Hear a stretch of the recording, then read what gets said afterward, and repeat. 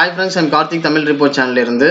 இன்னைக்கு வந்து நம்ம பார்த்தீங்கன்னா அலாரம் டெஸ்ட் அப்படின்னு சொல்லி வச்சிருந்தோம். நம்ம வந்து யூனிட் 8, 9 வந்து கவர் பண்ணிட்டு இருக்கோம். அதில் நம்ம டாபிக் 1ல இருந்து 8 டாபிக் வரையும் நம்ம முடிச்சிருக்கோம். கிட்டத்தட்ட 8 லெசன் கிட்ட நம்ம முடிச்சிருக்கோம். அந்த 8 லெசனுக்கு உண்டான ஓவரால் டெஸ்ட் தான் நம்ம இன்னைக்கு வச்சது, சரிங்களா? அதுதான் அலாரம் டெஸ்ட் அப்படின்னு சொல்லி வச்சிருந்தோம். இதில் வந்து நம்மளோட டார்கெட் வந்து பார்த்தீங்கன்னா 50 பேருக்குள்ள எல்லாருமே வந்துடணும் அப்படின்னு சொல்லியிருந்தோம், சரிங்களா? இதில் வந்து 50வது ரேங்க், 50வது பேர் வந்து பார்த்தீங்கன்னா 49 எடுத்திருக்காங்க. அதனால அந்த 49 அப்படிங்கிறத நான் டார்கெட்டாக வச்சுக்கிட்டேன். அப்படி பார்த்தீங்கன்னா 60 பேர், 60 பேர் வந்து பார்த்தீங்கன்னா உங்களோட டார்கெட்டை வந்து ரீச் பண்ணியிருக்கீங்க. உண்மையிலேயே வந்து பார்த்தீங்கன்னா அது வந்து பெரிய விஷயம் தான், சரிங்களா? கிட்டத்தட்ட 700 பேர்கிட்ட அட்டன் பண்ணியிருக்கீங்க. நான் நேற்று ஃபுல்லாக உட்காந்து கொஸ்டின் எடுத்ததுக்கு உண்டான பலனே வந்து பார்த்தீங்கன்னா அதுதான், சரிங்களா?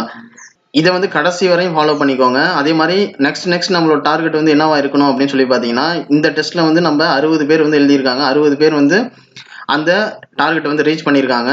அடுத்த டெஸ்ட்டில் வந்து பார்த்தீங்கன்னா இந்த 60 அப்படிங்கிறது வந்து இன்க்ரீஸ் தான் ஆகணுமே தவிர டிக்ரீஸ் ஆகிடக்கூடாது. இந்த 60 அப்படிங்கிறத நம்ம டார்கெட்டாக வச்சுப்போம், சரிங்களா? அடுத்த டெஸ்ட்டில் வந்து என்ன ஆகணும், இந்த 60ங்கிறது வந்து இன்க்ரீஸ் ஆகணும், சரிங்களா? அதாவது இங்கே 49 இருக்கலாம், இல்லை 50 இருக்கலாம். அந்த 2 மார்க்குள்ளே தான் இருக்கணும்.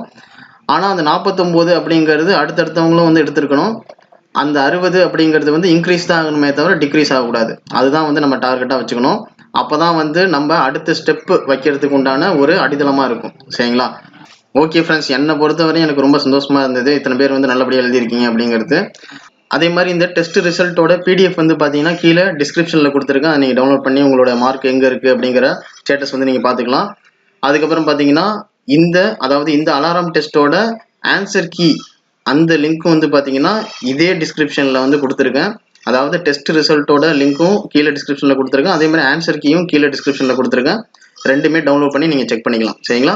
ஓகே ஃப்ரெண்ட்ஸ், இந்த வீடியோ பற்றி உங்களுக்கு பிடிச்சிருக்குன்னு நினைக்கிறேன். Okay, thank you. தமிழ் ரிப்போர்ட் சேனல்லேருந்து கார்த்திக்.